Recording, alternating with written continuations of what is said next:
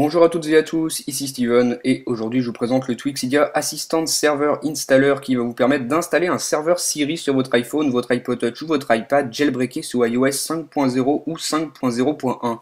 Ça ressemblera fortement à Siri mais ce ne sera pas vraiment Siri, ce sera un système de reconnaissance vocale de Google basé sur les API de Google, donc on va voir ça plus en détail après.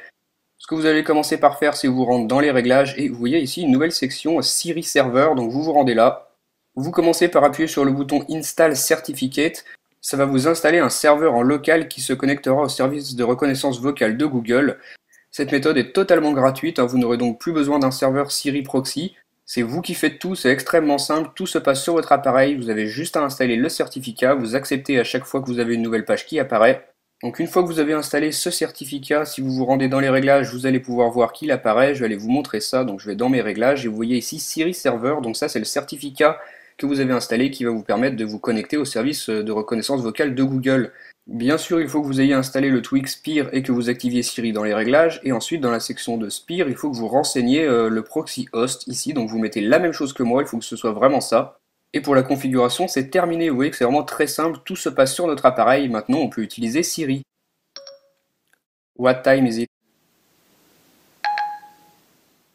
Pour l'instant, vous voyez que je parle à Siri en anglais, mais ne vous inquiétez pas, tout à l'heure je vous montrerai pour le français.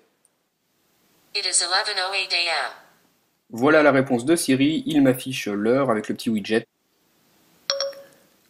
What's the weather like in Chicago? Attention, vous moquez pas de mon accent anglais, ça marche quand même. La météo va arriver. One moment, please.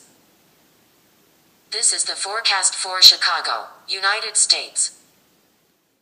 Je vous ai dit que ce système était basé sur les API de Google, mais vous voyez que l'interface elle reste la même, on a l'impression d'avoir Siri comme sur un iPhone 4S.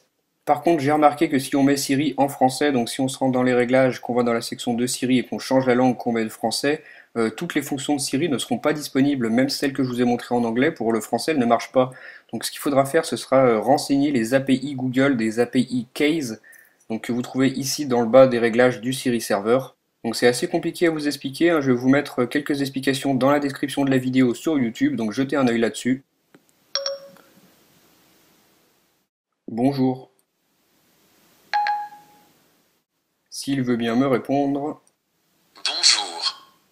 En installant Siri de cette façon, tous les tweaks Siri que vous trouvez sur Cydia, ils fonctionneront, ils sont compatibles.